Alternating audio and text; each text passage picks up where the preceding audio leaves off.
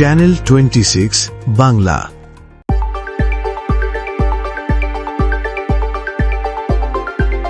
বাগেরহাট জেলার মোংলা উপজেলার চিলা ইউনিয়নের বৈদ্যমারী বাজারে ধানের শীষের সমর্থনে অনুষ্ঠিত হয়েছে বিশাল প্রচারণা মিছিল ও পথসভা।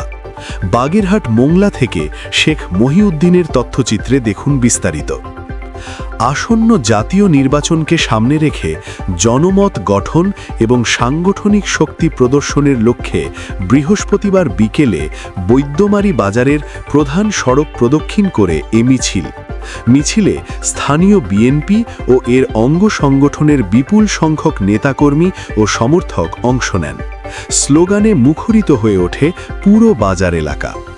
মিছিল শেষে 3 রাস্তার মোড়ে সংক্ষিপ্ত পথসভায় বক্তারা বলেন, বাগেরহাট 3 সংসদীয় আসনে ধানের শীষের প্রার্থী ডক্টর শেখ ফরিদুল ইসলামী উন্নয়ন, শিক্ষা, স্বাস্থ্য ও কর্মসংস্থান নিশ্চিত করার যোগ্য নেতৃত্ব। তাই তাকে বিজয়ী করতে সকল শ্রেণী পেশার মানুষের প্রতি ধানের শীষে ভোট দেওয়ার আহ্বান জানান তারা। প্রচারণা মিছিলে নেতৃত্ব দেন মোংলা উপজেলা বিএনপির সাধারণ সম্পাদক আবু হোসেন পনি, উপজেলা যুবদলের সিনিয়র যুগ্ম আহ্বায়ক আমিনুল ইসলাম মিঠু ফকির।